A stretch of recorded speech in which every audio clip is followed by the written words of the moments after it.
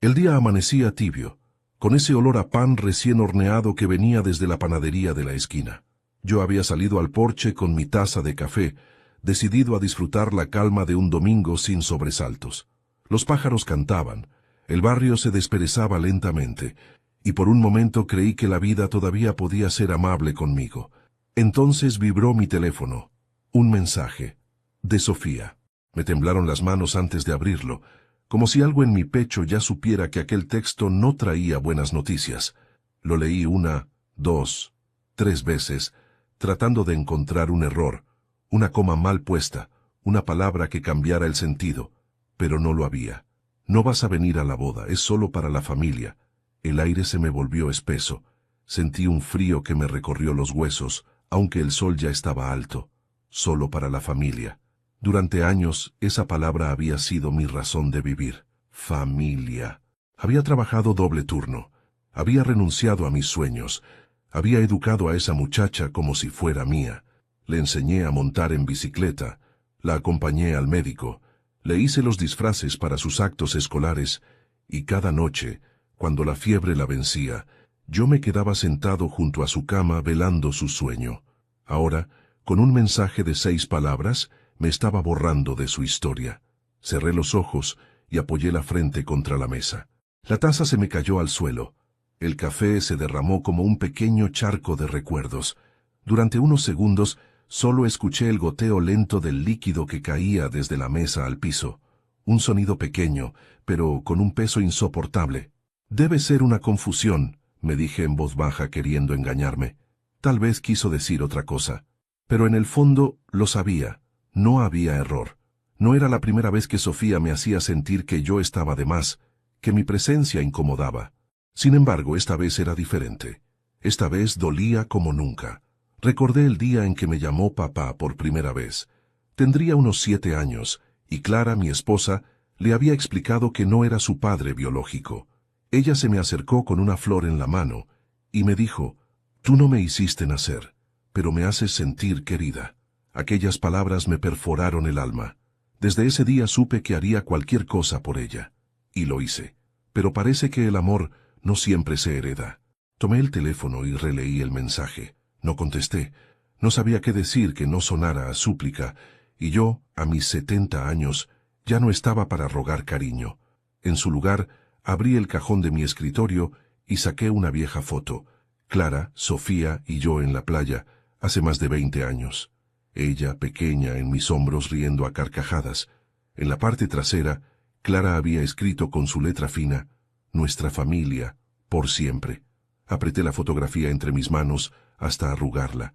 Pero antes de continuar, me gustaría saber si te suscribiste al canal y si te gustó el video. Esto me ayuda a ver que me apoyas y disfrutas de mis historias. Ahora, continuemos. Me levanté con torpeza y caminé hasta el espejo del pasillo. El reflejo me devolvió un rostro que apenas reconocía, cabello blanco, mirada cansada, hombros vencidos. Me pregunté cuándo me había convertido en ese hombre que se aferra a un pasado que ya nadie recuerda. Esa misma tarde, decidí ordenar mis cosas. Abrí los cajones del mueble del comedor y comencé a sacar los sobres con los recibos de la boda. El salón, el vestido, el banquete, las flores, el fotógrafo. Todo pagado por mí. Lo había hecho con alegría, convencido de que era un gesto de amor, un tributo a la memoria de su madre. Clara habría querido verla feliz, me repetía. Ahora esos papeles me parecían billetes quemados en una hoguera. Cada uno representaba una ilusión que Sofía acababa de aplastar con su mensaje. Me quedé un largo rato sentado en silencio. Los recuerdos se mezclaban con el ruido lejano del tránsito, con el sonido de un perro ladrando y con el leve zumbido del ventilador. Pensé en Clara. Si estuviera viva, habría sabido qué decir. Ella tenía esa calma que desarmaba la tristeza. No le guardes rencor, me habría dicho. A veces los jóvenes no entienden lo que cuesta amar sin condiciones. Pero Clara ya no estaba. Y Sofía se había ido incluso antes de irse. Pasaron las horas y el sol comenzó a caer. Me serví un whisky y salí nuevamente al porche. El cielo se pintaba de un naranja suave, y por un momento pensé que tal vez era una señal. La vida me estaba diciendo que, aunque duela, Es hora de aprender a soltar. Sin embargo, algo dentro de mí seguía resistiéndose. No era rabia, ni siquiera tristeza, era incredulidad. No podía aceptar que aquella niña que me pedía que la meciera en las noches de tormenta, ahora me considerara un extraño. Esa noche no dormí. Di vueltas en la cama, repasando una y otra vez cada conversación, cada gesto, cada mirada que quizá había malinterpretado. ¿Había sido demasiado protector? ¿Demasiado exigente? ¿Había dicho algo que la hiriera? El pensamiento se convirtió en un torbellino. A las 3 de la mañana encendí la lámpara y abrí mi cuaderno de notas. Escribí una frase que me vino al alma. Hay heridas que no sangran, pero te vacían por dentro. Guardé el cuaderno bajo la almohada. Era una costumbre vieja, como hablarle a Clara antes de dormir. Le conté todo como si aún pudiera oírme. Amor, tu hija se casa, pero no me quiere allí. Sentí un nudo en la garganta. En mi mente, Clara sonreía con esa dulzura que siempre me conmovía, y por un instante, juraría que escuché su voz diciéndome: tranquilo, Gabriel, todo lo que das vuelve, aunque no de quien esperas. No sé si fue imaginación o consuelo, pero logré cerrar los ojos un momento. Cuando amaneció el teléfono seguía mudo. Ni una llamada, ni una disculpa, ni una explicación. Solo silencio. Y a veces, el silencio duele más que cualquier palabra. Me serví otro café, miré el mensaje por última vez y lo eliminé. No por olvido, sino por dignidad. Y mientras el vapor subía de la taza, comprendí que aquella mañana había cambiado todo. Ya no era el padre que esperaba ser querido. Era el hombre que por fin empezaba a entender el valor de su propio silencio. No todos los amores comienzan con una mirada. Algunos empiezan con una promesa. El mío comenzó en el pasillo de un hospital. Clara estaba sentada en una silla de plástico azul, con la niña dormida en su regazo. Tenía el rostro pálido, pero los ojos llenos de fuerza. «No puedo sola, Gabriel», me dijo aquella tarde, cuando los médicos confirmaron que su marido había muerto en un accidente de carretera. Yo trabajaba con él en el taller, y desde entonces me juré que jamás dejaría que le faltara nada a esa niña. Sofía tenía apenas 5 años. Me miraba con esos ojos grandes, desconfiados, que se clavan en uno como si intentaran medir la distancia entre el cariño y el miedo. Los primeros meses fueron duros. No me llamaba por mi nombre, ni me respondía cuando le hablaba. A veces se escondía detrás de las piernas de su madre y solo asomaba los dedos de los pies, como si el mundo fuera demasiado grande para ella. Clara y yo nos casamos 2 años después. Fue una boda sencilla, sin lujos, pero llena de esperanza. Recuerdo que Sofía llevó un vestido blanco con flores rosadas y al final de la ceremonia me tomó de la mano por primera vez. No dijo nada, solo apretó mis dedos con los suyos. Fue suficiente. En ese momento, supe que no necesitaba escuchar la palabra papá para sentirme uno. Los años que siguieron fueron un aprendizaje constante. Aprendí a hacer trenzas, a curar rodillas raspadas, a preparar panqueques los domingos y a calmar pesadillas con canciones improvisadas. Cada sonrisa de Sofía era una pequeña victoria, un puente que me acercaba un poco más a ella. Cuando cumplió 8 años, me regaló un dibujo hecho con crayones. Estábamos los 3 tomados de la mano con un sol enorme detrás. Abajo escribió con su letra torpe: mi familia. Aquel papel todavía lo guardo, amarillento por el tiempo, doblado en 4 dentro de mi billetera. Con los años Clara enfermó. Fueron tiempos difíciles. Sofía tenía 15 cuando nos dieron la noticia de que el cáncer no se detendría. Yo hacía turnos dobles en el taller, y aún así me sentía impotente. Pasaba las noches sentado al lado de la cama de Clara, sosteniendo su mano mientras Sofía dormía en el sofá del hospital. Una madrugada, Clara me susurró con voz débil: prométeme que cuidarás de ella, pase lo que pase. No dudé ni un segundo. Te lo prometo. Y lo cumplí. Después de su muerte, el silencio se instaló en casa como un huésped indeseable. Sofía dejó de hablarme por semanas. Apenas comía, apenas salía de su habitación. Una noche, entré y la encontré dormida con la foto de su madre sobre el pecho. Le cubrí con una manta y apagué la luz. En ese instante supe que el amor que le debía a Clara ahora debía multiplicarse por 2. Por ella y por la hija que me dejó. Con el tiempo, Sofía volvió a sonreír. La ayudé con sus estudios, la llevé a clases de danza, y cuando cumplió 18, le compré su primer coche usado. No era gran cosa, pero la hizo feliz. Me abrazó y dijo, «Gracias, papá». Fue la primera y última vez que me lo dijo, pero bastó para grabarlo en mi memoria como una cicatriz luminosa. Pasaron los años y ella se convirtió en una mujer decidida, de esas que parecen tener el mundo entre las manos. Encontró trabajo, amigos y un novio que nunca me convenció del todo. Andrés. Educado. Sí, pero con esa sonrisa que no llega a los ojos. Clara lo habría notado enseguida. Yo, en cambio, preferí callar. Uno aprende que el silencio a veces es el precio del amor. La relación entre Sofía y yo empezó a cambiar cuando él apareció. Cada vez hablábamos menos. Me decía que estaba ocupada, que no podía visitarme, que los tiempos eran distintos. Cuando le pedía que viniera a cenar, siempre había una excusa. Después, papá, cuando tenga tiempo. Pero el tiempo nunca llegó. Cuando me anunció su compromiso, sentí una mezcla extraña de orgullo y temor. La miré con emoción cuando me pidió ayuda para los preparativos. Me mostró el vestido, los menús, el salón, y sin pensarlo dije que me haría cargo de los gastos. Quería verla feliz, quería cumplir mi promesa hasta el final. No imaginé que la felicidad que compraba con mis ahorros sería precisamente la que me excluiría de su vida. Hubo una tarde en que fuimos juntos a elegir las flores. Recuerdo que me tomó del brazo, sonrió y dijo, «Eres el mejor, Gabriel. No sé qué haría sin ti». Esa frase me acompañó durante semanas. La repetía como quien guarda un recuerdo en el bolsillo, para acariciarlo cuando la soledad aprieta. Por eso, cuando leí su mensaje aquel domingo, sentí que esa misma frase se había convertido en una burla cruel. A veces pienso que la culpa fue mía por no saber retirarme a tiempo. Quizá debí dejarla hacer su vida, aceptar que mi papel había terminado, pero cuando uno cría a alguien desde niño, no sabe dónde termina el deber y empieza el corazón.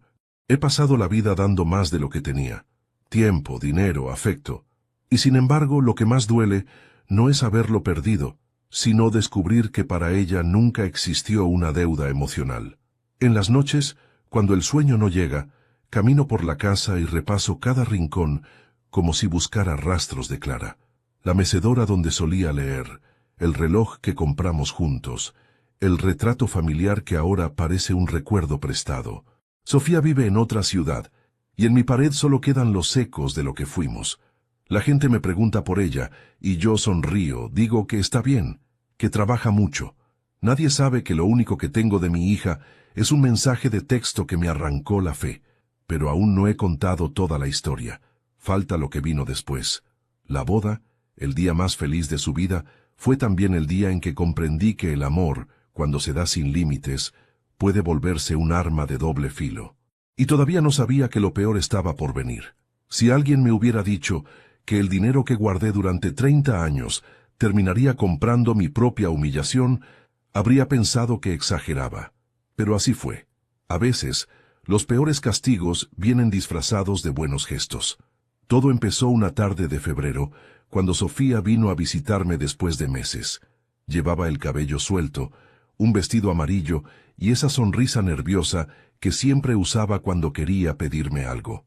Traía a Andrés de la mano. «Gabriel», me dijo, con ese tono suave que usaba cuando quería ablandar mi corazón, «hay algo importante que queremos contarte». No me dio tiempo de responder. Me enseñó su anillo y los ojos le brillaban. «Nos casamos», dijo. El mundo se me detuvo un instante. Sentí que Clara, desde donde estuviera, sonreía con nosotros. Brindamos con jugo, porque ya nadie en casa bebía desde que Clara murió. Ella reía, hablaba rápido, mostraba bocetos del vestido, del salón, de los centros de mesa. En cada palabra había ilusión, y en cada gesto, un pedacito de la niña que yo había criado. «Pero todo eso cuesta, hija», le dije, mientras sacaba cuentas mentales. «No te preocupes, podemos buscar algo sencillo».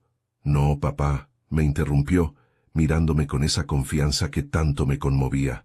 «Tú siempre quisiste que mi boda fuera especial». Y tenía razón, lo había dicho muchas veces. Que cuando llegara ese día, haría todo lo posible por verla radiante, por sentir que Clara seguía viva en su sonrisa. así que, sin pensarlo, abrí una cuenta nueva en el banco. Saqué parte de mis ahorros, el dinero que había reservado para mi vejez, y me lancé a organizar junto a ella cada detalle. Recorrimos salones de fiestas, degustamos menús, elegimos el vestido. Recuerdo el instante en que salió del probador y giró frente al espejo. Era hermosa. Parecía una versión adulta de la niña que alguna vez me pidió que le abrochara los zapatos antes de ir a la escuela. Sentí un nudo en la garganta. «¿Qué te parece?», preguntó. «Estás igual que tu madre», respondí intentando no llorar. Pagamos el vestido de inmediato. El dependiente me miró sorprendido cuando saqué efectivo, como si los viejos no tuviéramos derecho a los gestos impulsivos. «Déjelo en mis manos», le dije. Después vinieron los pasteles, las flores, las invitaciones. Cada cuenta que pagaba era una mezcla de orgullo y nostalgia. Me sentía útil, parte de algo que valía la pena. Por un momento, pensé que la vida me estaba devolviendo un propósito. Los meses pasaron entre listas, reuniones y risas. A veces, Sofía se sentaba en mi cocina con una copa de vino y me contaba los planes para el viaje de luna de miel. Yo la escuchaba como quien observa a una hija construir su futuro con sus propias manos. Andrés, por su parte, hablaba poco. Educado, sí, pero distante. Nunca lo vi esforzarse por entablar una conversación conmigo. Parecía más interesado en revisar su teléfono que en escuchar mis consejos.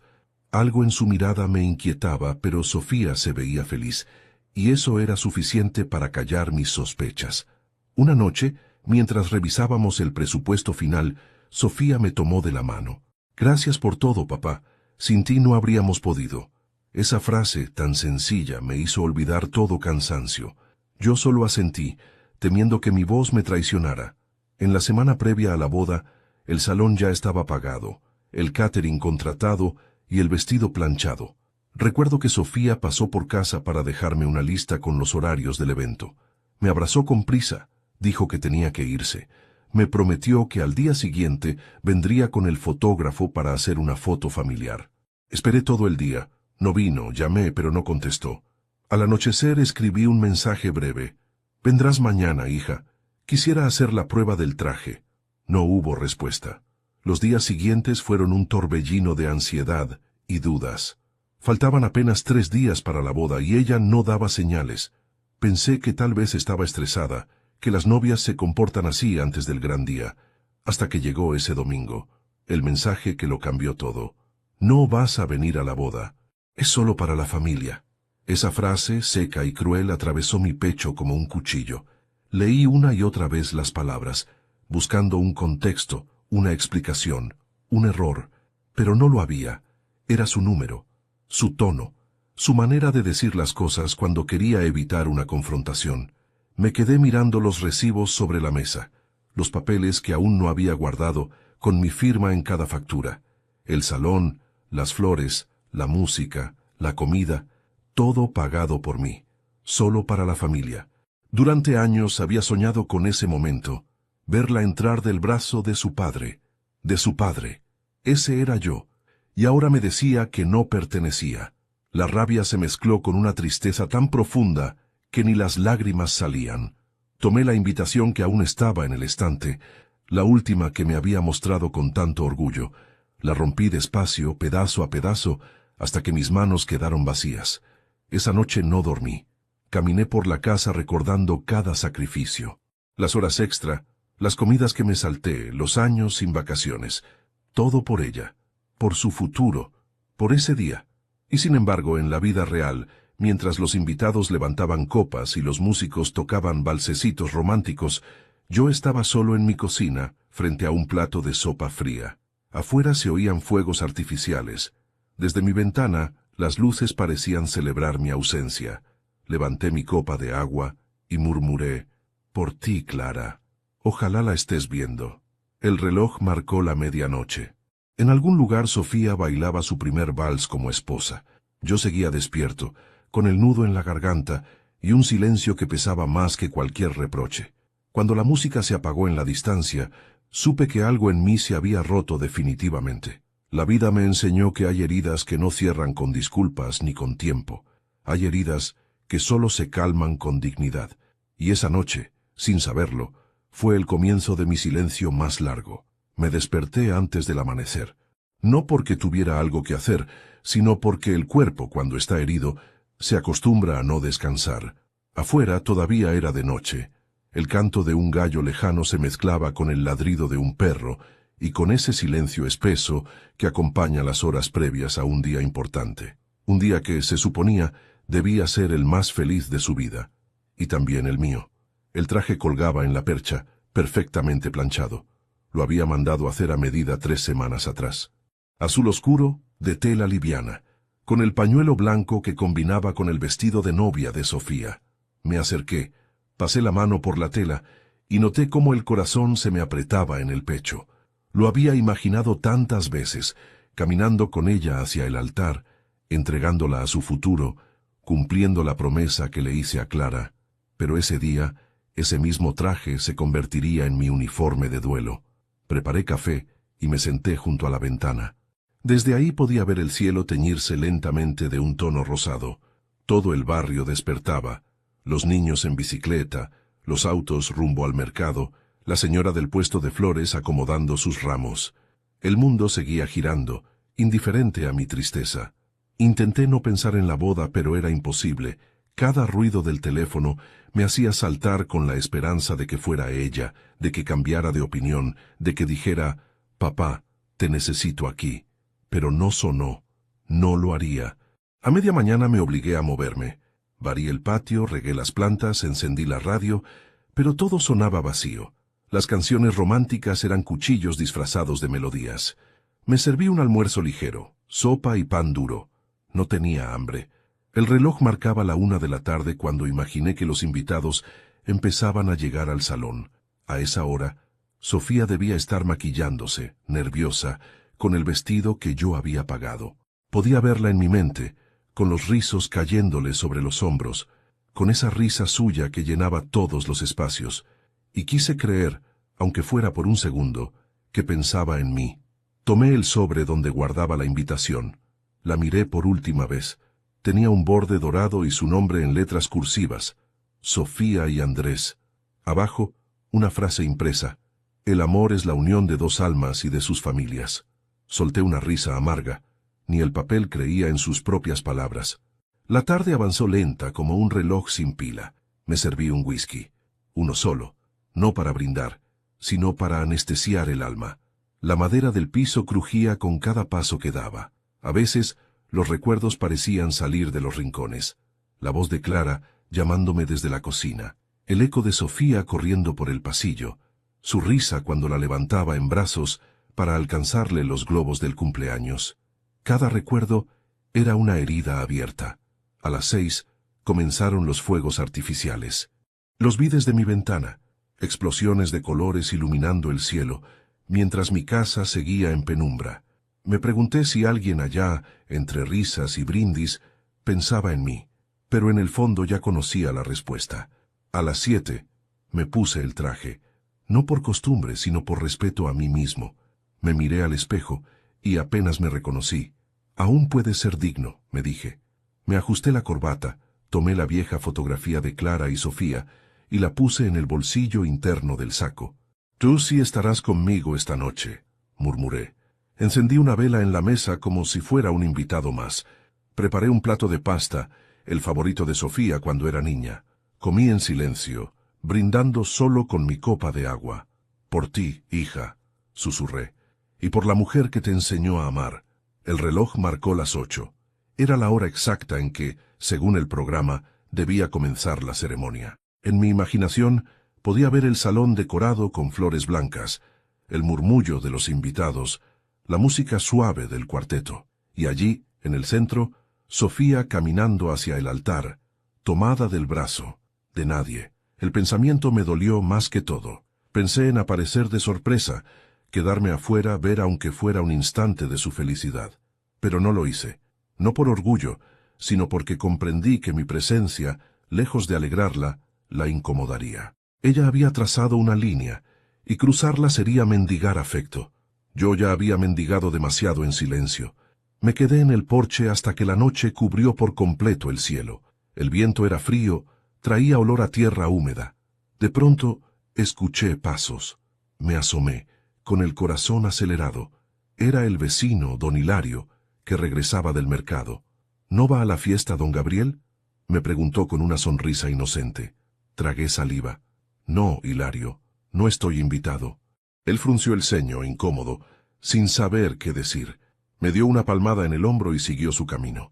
Me quedé mirando su silueta alejarse hasta perderse en la oscuridad.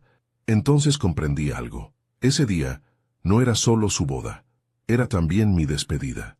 No de Sofía, sino de la idea que tenía de ella, de la hija que creí que me amaría como yo la amé. Cuando los fuegos artificiales terminaron y el barrio volvió al silencio, regresé a mi habitación. En el cajón de la mesita guardaba una caja de madera. Dentro las cartas que Clara me había escrito durante su enfermedad. Tomé una, al azar. Decía: si algún día te duele el alma, mira hacia el cielo. Allí estaré, esperando que no olvides quién eres. Leí esa frase una y otra vez. Entonces supe lo que tenía que hacer. Ya no podía seguir esperando que me llamaran, que me buscaran, que me recordaran. La vida me estaba empujando a dar un paso que había evitado por años, aprender a marcharme sin hacer ruido. Esa noche, antes de apagar la luz, escribí una nota breve y la dejé sobre la mesa. Sofía, cuando necesites dinero, sabrás dónde encontrarlo. Pero si algún día necesitas un padre, recuerda dónde lo perdiste. Me acosté con la paz amarga de quien ha comprendido que a veces el amor no se acaba, simplemente cambia de lugar. Pasaron 4 días desde la boda, 4 amaneceres idénticos, silenciosos, en los que el sol entraba por la misma rendija y el olor del café sabía a nada. Intentaba seguir mi rutina, barrer el patio, alimentar al gato de la vecina, leer el periódico aunque ya no me interesara el mundo. Todo parecía en pausa, como si incluso el tiempo esperara a que alguien me pidiera perdón. El teléfono permanecía sobre la mesa del comedor, cargado, inmóvil. Me prometí no mirar, pero lo hacía igual. Cada vibración imaginaria era un espejismo. Mi mente inventaba mensajes que no existían, disculpas que nunca llegarían, hasta que, aquella tarde, sonó de verdad. El nombre en la pantalla me heló la sangre. Sofía. Respiré hondo antes de contestar. Sí, dije intentando sonar sereno. Gabriel, su voz temblaba. Necesito hablar contigo. Guardé silencio. El tono no era de alegría, ni de cariño. Era el sonido de alguien que vuelve solo cuando necesita algo. ¿Qué pasa, Sofía?, pregunté ya sabiendo la respuesta. Estoy pasando por un momento difícil, balbuceó. Andrés tuvo un problema con el banco, una deuda, y necesito algo de dinero. Dinero. Esa palabra, tan simple, tan cortante, atravesó la línea como una cuchilla. Durante unos segundos no respondí. La escuché respirar del otro lado, nerviosa, buscando el modo de suavizar la petición. Sé que no tengo derecho a pedirte esto, pero no tengo a quien más acudir, continuó. Tú siempre me ayudaste y pensé que tal vez... Cerré los ojos. La ironía era demasiado grande. Me había dejado fuera de su boda porque no era familia, y ahora me llamaba como si aún lo fuera. No sentí rabia. Sentí un cansancio profundo, el de quien ya no tiene lágrimas ni fuerzas para odiar. ¿Cuánto necesitas?, pregunté con voz plana. Lo que puedas. Prometo devolvértelo. Sonreí sin que ella lo viera. Siempre las mismas promesas, siempre el mismo guión. Pasa mañana por casa, le dije con calma. Te dejaré algo preparado. Hubo un silencio al otro lado, un silencio denso, incómodo, como si no supiera si agradecer o desconfiar. ¿De verdad, Gabriel? No sabes cuánto te lo agradezco. No tienes que agradecer nada, hija, respondí, usando por última vez esa palabra que ya no me pertenecía. Colgué sin despedirme. Me quedé mirando el teléfono un buen rato, con la sensación de que aquella llamada había cerrado un ciclo. Me levanté, fui al escritorio y saqué una hoja en blanco. Empecé a escribir una carta. Mis manos temblaban, pero mi mente estaba clara. La voz de Clara resonaba en mi cabeza. El amor no se mendiga, se demuestra. Y yo había demostrado demasiado. Escribí durante horas, sin pausa, dejando que cada palabra naciera desde el lugar más profundo del corazón. No era una carta de reproches, sino de verdad, de esas verdades que duelen porque no se pueden refutar. Pero antes de continuar, Dime aquí en los comentarios qué te está pareciendo esta historia hasta ahora y qué harías tú en mi lugar. No te vayas del video porque lo que viene a continuación te pondrá la piel de gallina. Guardé la carta dentro de un sobre y junto a ella puse un pequeño fajo de billetes, lo justo para cubrir una deuda menor, no más. En el dorso del sobre escribí con letra firme: no se devuelve el dinero cuando la deuda es moral. Esa noche no dormí. Me senté en el porche observando el cielo estrellado.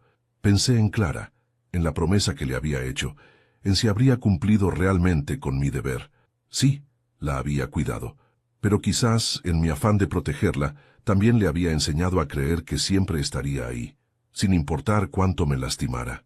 Al amanecer preparé café y dejé el sobre la mesa, visible, junto a un vaso de agua y una nota que decía: si vienes, toma lo que necesites y lee lo que hay dentro. No te quedaré esperando. Salí a caminar. El aire de la mañana tenía un olor limpio, a pasto recién cortado y pan tostado. Era extraño, pero me sentía en paz. Por primera vez en mucho tiempo no cargaba culpa. Cuando regresé, ya había pasado el mediodía. La puerta estaba entreabierta. Entré despacio. Sobre la mesa el sobre había desaparecido, pero en el suelo había un pequeño pétalo de lágrima, una mancha húmeda sobre la madera. No necesitaba más pruebas. Había estado ahí. Imaginé su rostro al leer la carta, la mezcla de asombro y vergüenza, los recuerdos golpeando uno tras otro. No sabía si lloraría, si gritaría, si me odiaría, pero algo en mi interior me decía que esa carta no la olvidaría jamás. Me senté en la silla y apoyé la cabeza entre las manos.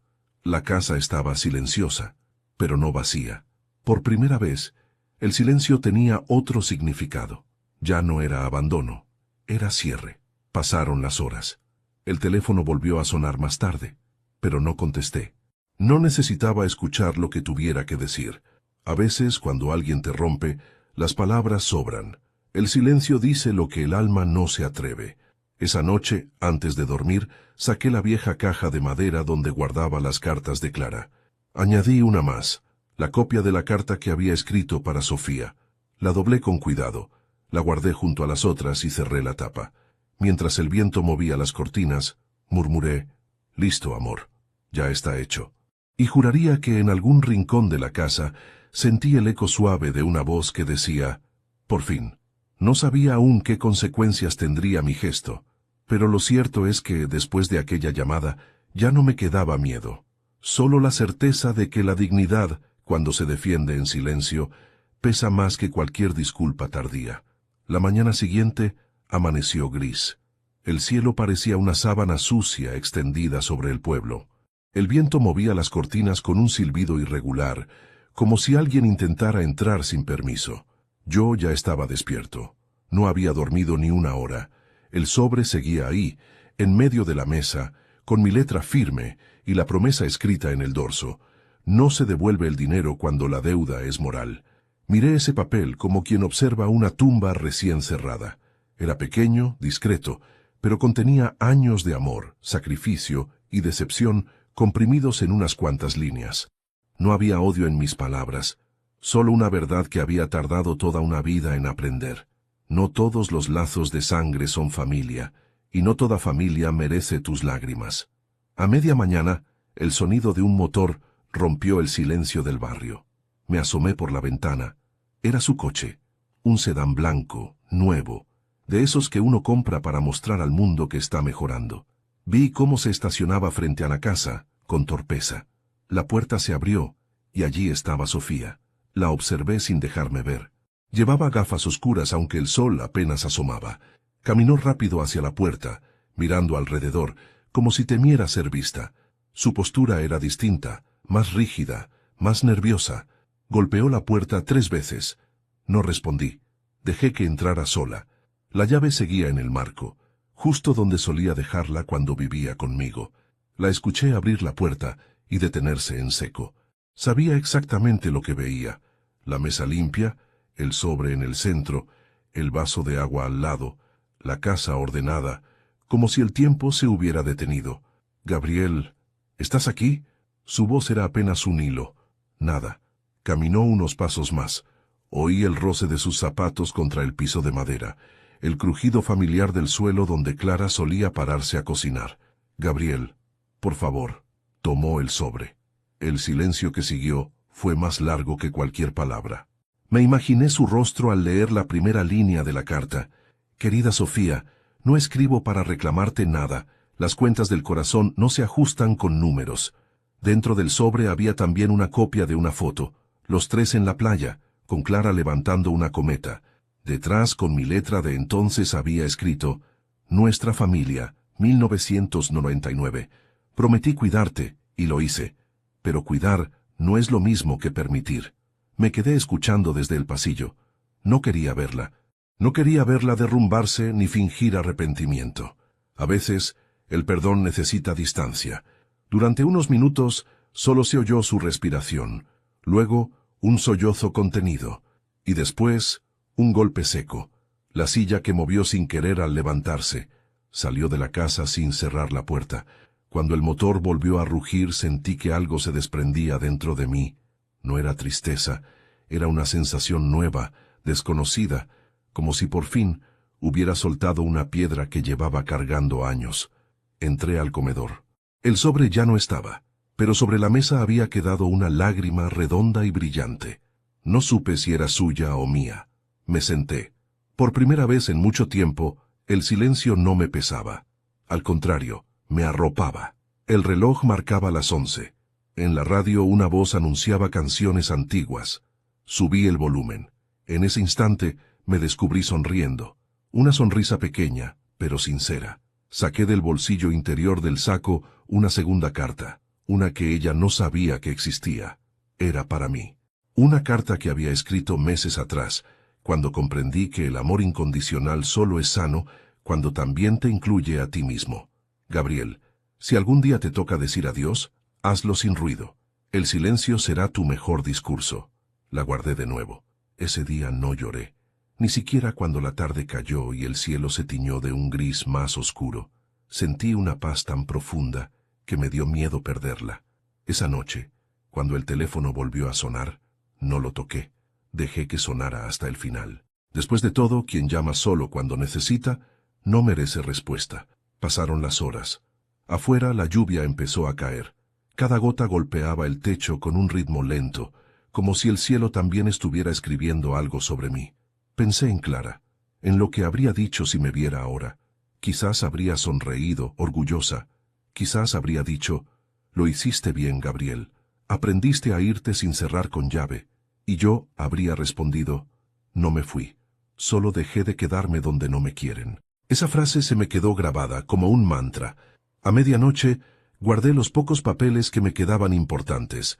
La escritura de la casa, el testamento, la foto de Clara y una carta dirigida al abogado con instrucciones precisas, porque lo que Sofía aún no sabía era que mi silencio no era el final, era solo el comienzo. Había tomado una decisión que sellaría el resto de mi historia, no una venganza cruel, sino una lección de vida, una herencia distinta, enseñarle el peso del vacío que deja un corazón cuando se cansa de ser bueno. Apagué las luces. La casa quedó en penumbra, pero dentro de mí algo encendió por fin. El ruido de la lluvia se volvió música, y el sueño, por primera vez en muchos años, vino sin remordimientos. Dicen que hay palabras que arden aunque estén escritas con tinta fría, y las mías, lo supe desde el momento en que terminé la carta, estaban destinadas a hacerlo.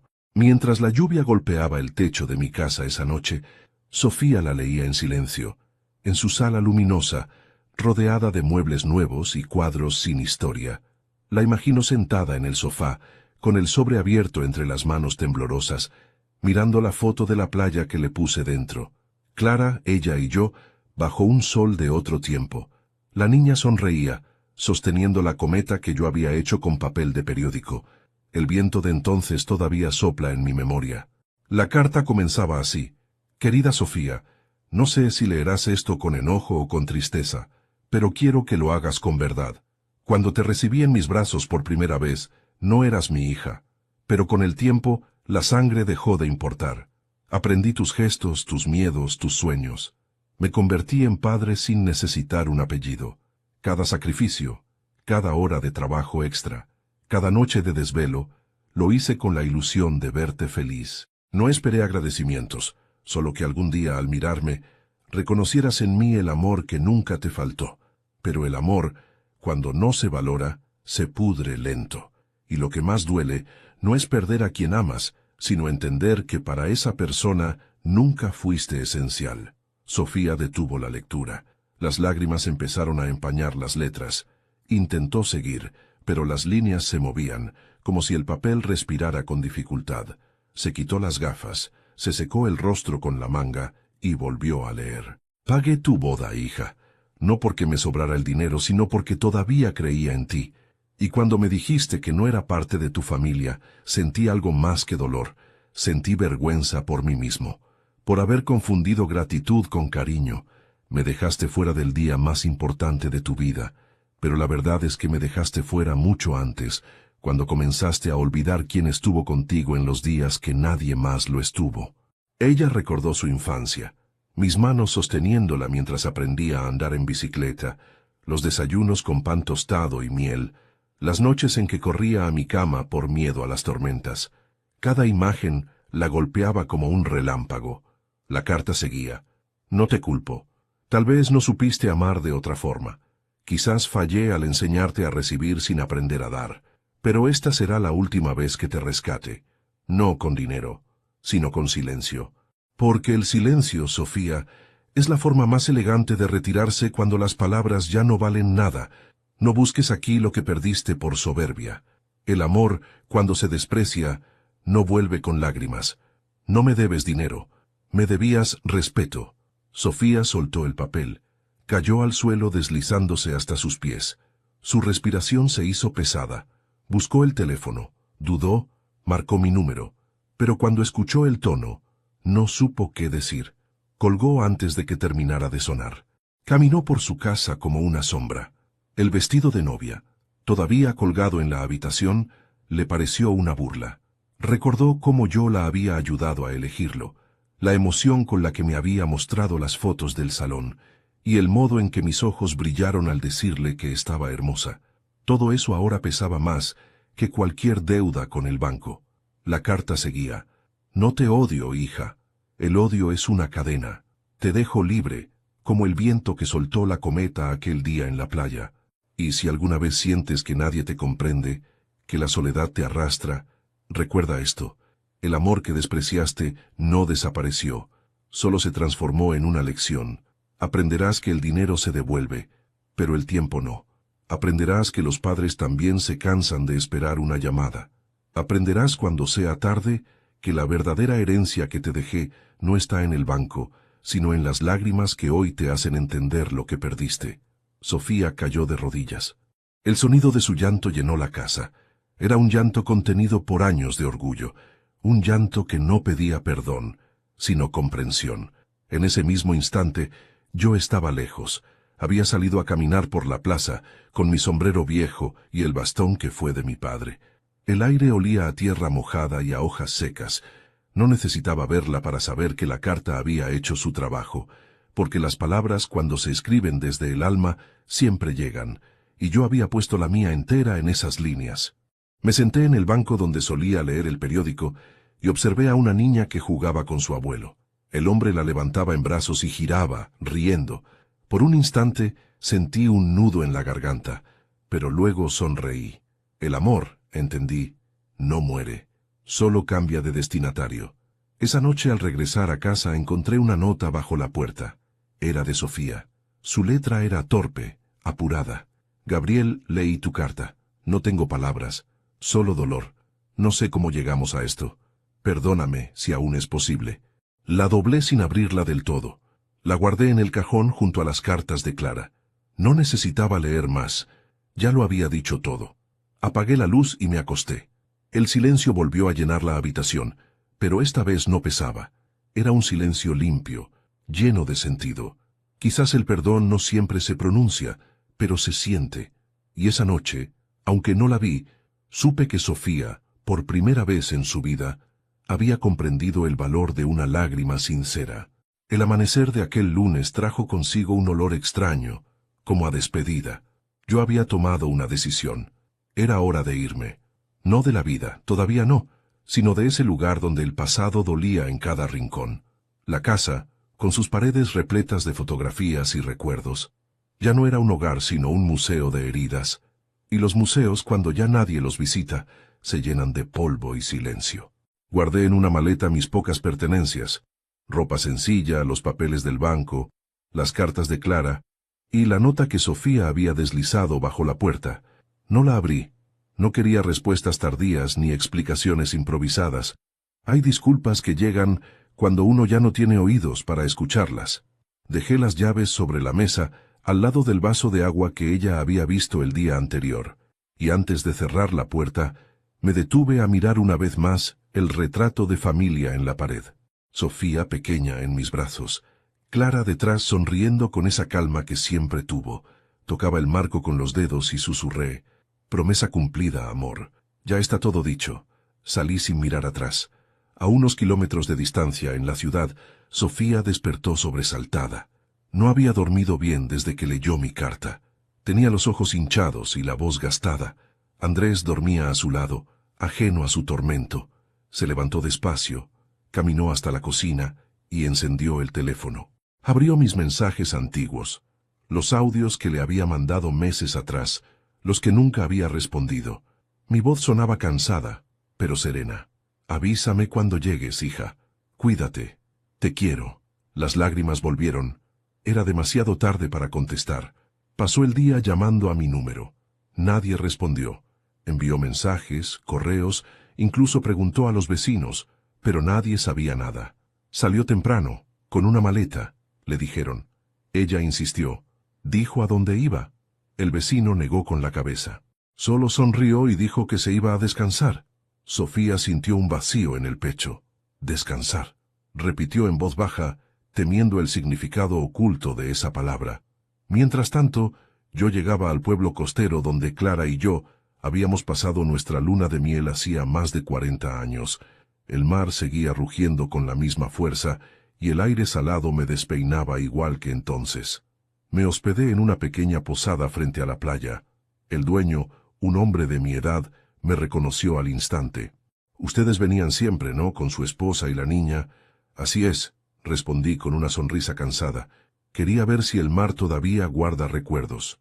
El mar lo guarda todo, don Gabriel, hasta lo que uno quiere olvidar, dijo él, sirviéndome un café. Pasé los días caminando por la orilla, dejando que las olas me mojaran los pies, mirando el horizonte sin pensar en nada. El silencio del mar era distinto al de la casa. Aquel no dolía, curaba. En las noches escribía pequeñas notas que nunca envié. Sofía, la vida enseña con golpes, no con regalos. El perdón no se pide, se demuestra. Ojalá un día comprendas que el amor que te di fue tu mayor fortuna. Las doblaba y las guardaba dentro de un cuaderno, como si fueran semillas de algo que algún día podría florecer. Mientras tanto, Sofía comenzaba a vivir su propia caída. El negocio de Andrés, ese que tanto alardeaba de tener bajo control, se vino abajo. Las deudas crecían, los bancos llamaban, y la casa recién comprada empezó a perder brillo. El dinero que le había dado en aquel sobre apenas sirvió para ganar tiempo, y el tiempo, cuando no se usa para aprender, termina cobrándose más caro. Una tarde, en medio del caos, ella volvió a mi antigua casa. La puerta seguía cerrada, el jardín cubierto de hojas. Golpeó, gritó mi nombre, pero nadie respondió. Miró por la ventana y vio el interior vacío, salvo por un detalle. En el suelo, apoyada contra la pared, había una caja de madera. Logró abrir la ventana. Entró y la tomó con cuidado. Dentro había 3 cosas. Una foto de su madre con un papel que decía: «Ella te perdonó antes de morir. No desperdicies eso». Un reloj antiguo, detenido a las 11:45, la hora exacta en que Clara había exhalado su último suspiro. Un documento legal con mi firma y una nota en el margen: «El tiempo es mi herencia. Adminístralo bien». Al principio no entendió, pero semanas después un abogado la llamó. Le informó que yo había dejado una donación a nombre de Fundación Clara Andrade, destinada a ayudar a jóvenes huérfanos a continuar sus estudios. Sofía buscó mi nombre en el documento y no lo encontró. Solo una frase al pie: «Los padres no siempre dejan dinero. Algunos dejan ejemplo. Lloró de nuevo, pero esta vez sin gritar. Había comprendido el mensaje. De mi parte, no volví a contactarla. Cambié de número, de dirección, de vida. Encontré un modesto trabajo en una biblioteca del pueblo. Los niños me llamaban Don Gabo, y yo les enseñaba a leer los cuentos que había olvidado leerle a Sofía. Cada tarde, al cerrar el local, miraba el mar y pensaba en ella con una mezcla de ternura y resignación. Nunca busqué venganza, solo quería paz. Y poco a poco la encontré, porque entendí que hay momentos en que el amor no se mide por cuánto aguantas, sino por cuándo decides dejar de hacerlo. Sofía siguió buscándome durante meses. Preguntó en bancos, en hospitales, incluso en las redes sociales. Dejó mensajes en mi antiguo buzón, cartas que el viento terminó llevándose. Cada día que pasaba sin respuesta era una nueva herida, hasta que un día comprendió que mi silencio era la respuesta. Desde entonces, cada año, el día de mi cumpleaños, lleva flores al mar, las arroja al agua y dice en voz baja: «Gracias, papá». Aunque nadie la escuche, yo sé que esas palabras llegan donde deben. Porque el amor, cuando es verdadero, no se apaga con la distancia, se transforma en recuerdo. El mar se convirtió en mi confesionario. Cada mañana, cuando el sol apenas asomaba, caminaba por la orilla con los pantalones remangados y el bastón en la mano. Las olas me saludaban con esa calma que solo tienen las cosas, que no esperan nada de nadie. En el pequeño pueblo donde me refugié, nadie sabía quién era. Me trataban con amabilidad simple, sin curiosidad ni preguntas. Y yo agradecía ese anonimato como quien respira aire limpio después de años de humo. Allí encontré lo que la ciudad me había negado: paz sin testigos. Trabajaba en la biblioteca del puerto, clasificaba libros, reparaba lomos viejos y contaba historias a los niños que iban después de la escuela.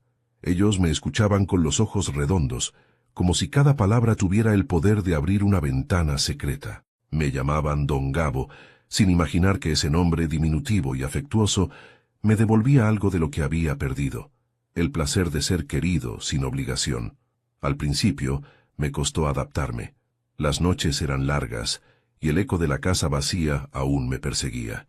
Pero cada vez que el recuerdo de Sofía me asaltaba, miraba el mar y repetía para mí mismo: el silencio no es abandono, es protección. Y entonces entendía que, a veces, uno se salva alejándose de quienes no saben cuidarlo. Los meses pasaron. Con el dinero que me quedaba decidí cumplir un último deseo de Clara. En una de sus cartas, escrita poco antes de morir, ella me había pedido algo que yo, en ese momento, no entendí. Si algún día te quedas solo, Gabriel, busca la manera de hacer que otros niños no crezcan sintiendo lo mismo. Dale al amor una segunda oportunidad, aunque ya no te quede esperanza. Aquella frase se me quedó grabada, pero solo ahora, tantos años después, comprendí su verdadero sentido. Vendí la vieja casa, mi coche y todo lo que no podía llevar conmigo. Con ese dinero creé la Fundación Clara Andrade, destinada a ayudar a jóvenes sin familia a estudiar, a tener techo, a no sentirse olvidados. No puse mi nombre en ningún documento. Preferí que mi historia se borrara, como una firma que se disuelve en el agua. Fui personalmente al banco a firmar los últimos papeles. La joven empleada me miró con curiosidad cuando le dije que no quería aparecer como benefactor. «¿Y cómo quiere que figure la donación, señor?», preguntó. «Como anónima», respondí.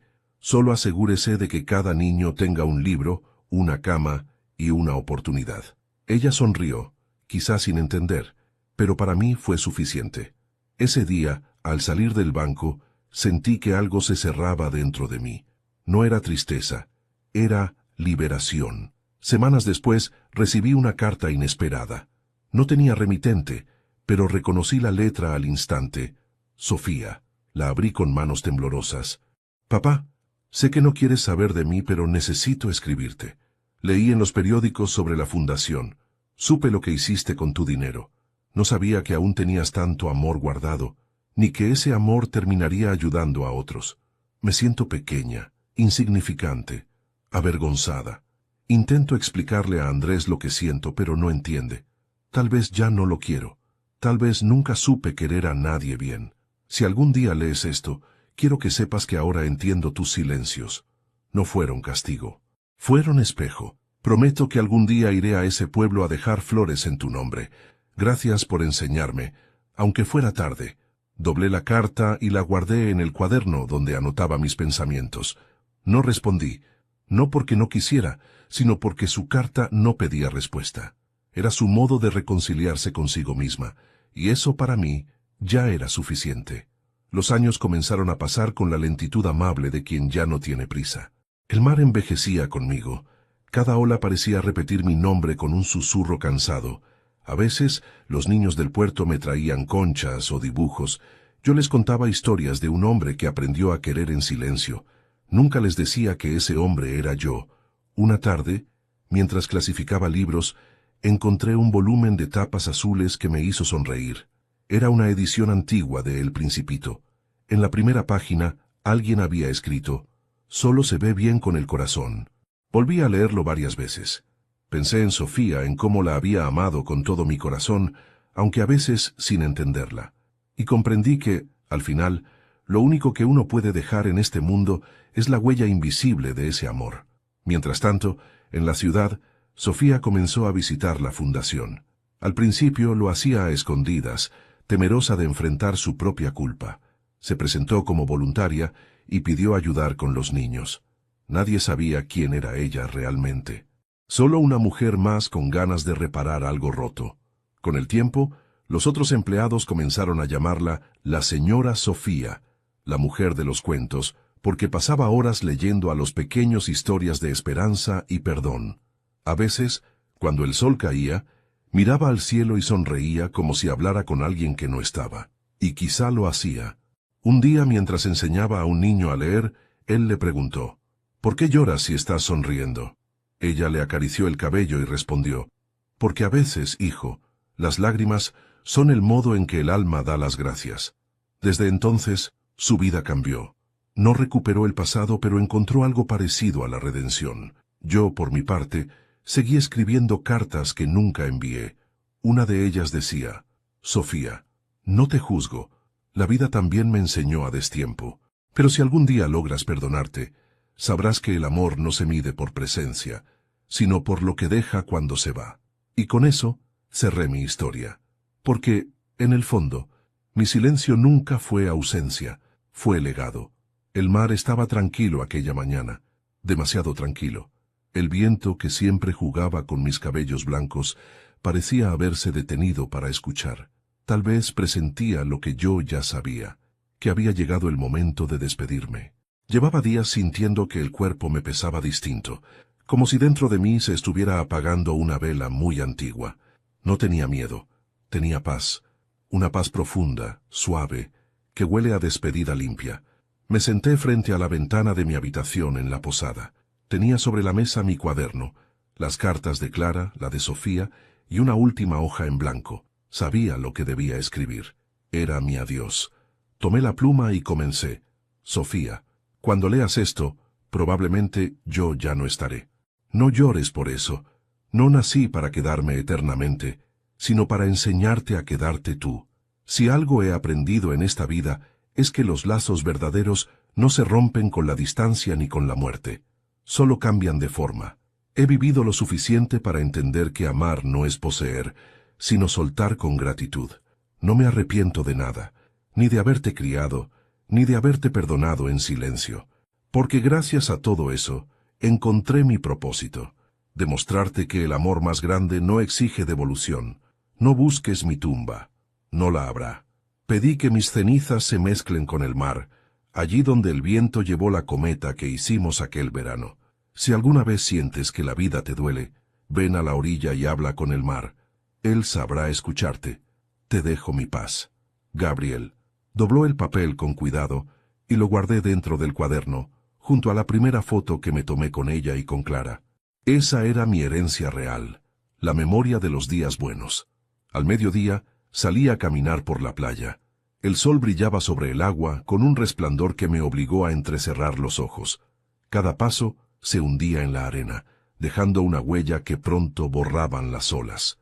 Pensé que así debía ser el final de todo, sin ruido, sin drama, sin testigos, solo el mar, el cielo y la certeza de haber amado lo suficiente.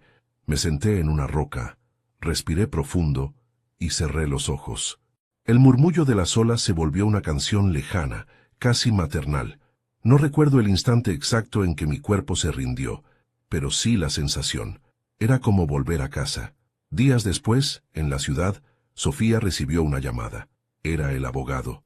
Su voz sonaba formal, pero quebrada por un respeto silencioso.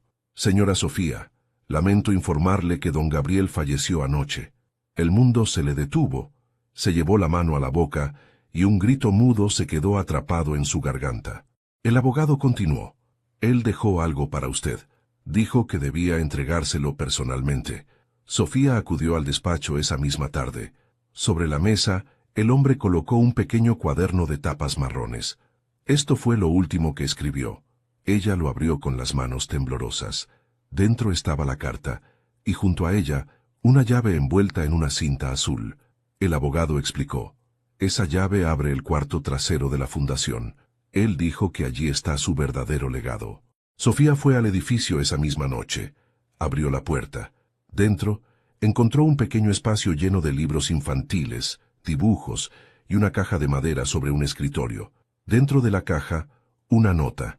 Estos libros son para los niños que nunca tuvieron quien los espere al llegar a casa. Yo los espero aquí. Si algún día decides quedarte, este será tu lugar. Sofía se dejó caer sobre la silla. Lloró. Lloró como no lo había hecho nunca, porque comprendió que aquel hombre, al que había herido, había elegido despedirse dejando vida, no rencor. Desde ese día, cada tarde, ella iba a la fundación, leía cuentos a los niños, reparaba juguetes, y colgó en la pared una frase que él solía repetir. El silencio no es abandono, es protección. Y así, poco a poco, el nombre de Gabriel comenzó a murmurar entre las paredes del lugar, no como el de un muerto, sino como el de un hombre que había decidido vivir eternamente en los actos de amor que dejó sembrados. Años más tarde, una periodista visitó la fundación, entrevistó a Sofía y le preguntó, ¿quién fue Gabriel Andrade para usted? Sofía sonrió, con lágrimas contenidas. Fue mi padre, dijo, el que me enseñó a amar cuando ya era tarde, pero no demasiado. Si estás escuchando esto, significa que mi historia ha llegado hasta ti. Quizás te viste reflejado en mis errores o en mis silencios. No importa quién seas ni a quién hayas amado mal o demasiado tarde. Lo importante es que aún estás a tiempo de hacerlo mejor. Yo fui un hombre común, con un corazón terco y una paciencia infinita. Creí que el amor bastaba, y me equivoqué. Pero también aprendí que el perdón, cuando se da sin esperar retorno, libera más que cualquier venganza. Desde donde estoy, en algún rincón del viento y del mar, miro la vida continuar, y sonrío, porque Sofía entendió, porque tú, que escuchas, tal vez también entiendas. Gracias por acompañarme hasta aquí. Te invito a reflexionar, a abrazar más, a callar cuando el orgullo quiera gritar, y a perdonar cuando el alma te lo pida. Y si esta historia tocó tu corazón, suscríbete al canal, dale me gusta a este video, y cuéntame en los comentarios desde qué ciudad nos ves. Soy Gabriel Andrade, y esta fue mi historia.